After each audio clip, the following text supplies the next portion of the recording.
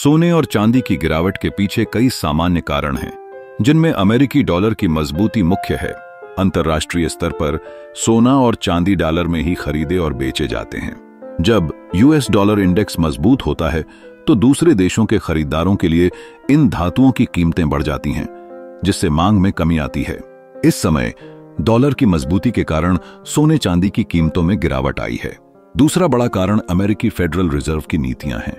अगर ब्याज दरें उच्च रहती हैं तो निवेशक सुरक्षित विकल्पों जैसे कि बॉन्ड या बैंक डिपॉजिट की ओर चलते हैं। यह परिणाम सोने चांदी की मांग में गिरावट लाता है।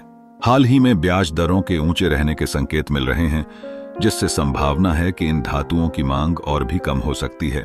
ग्लोबल जोखिम धारणा भी इस गिरावट का एक महत्वपूर्ण हिस्सा है। सोना और चांदी को संकट के समय में सुरक्षित आश्रय संपत्ति माना जाता है, लेकिन जब स्थिति में सुधार होता है, जैसे कि व्यापार संबंधों में सुधार या आर्थिक तनाव में कमी, तब निवेशक इन धातुओं से निकलकर शेयर बाजार या अन्य निवेश में हाथ डालते हैं।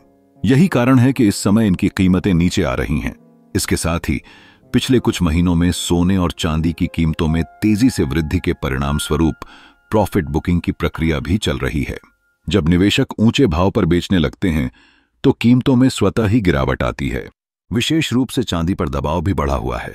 चांदी की कीमतें हाल ही में ऐतिहासिक ऊंचाई पर पहुंची थीं, लेकिन व्यापार में आपूर्ति बढ़ने और मांग में कमी आने से दाम तेजी से गिरे।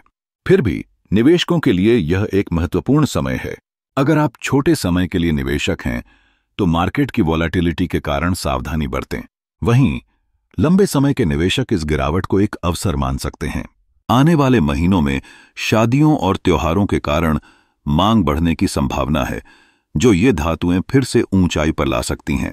अंत में सोना चांदी की गिरावट के पीछे डॉलर की मजबूती, ब्याज दरों का प्रभाव, ग्लोबल वातावरण का बदलाव और प्रॉफिट बुकिंग जैसी जटिलताएं हैं। यह गिरावट स्थायी नहीं रह सकती। भविष्य में भू राजनीतिक तनाव या आर्थिक कठिनाइयों के कारण सोने चांदी में फिर से उछाल आ सकता है।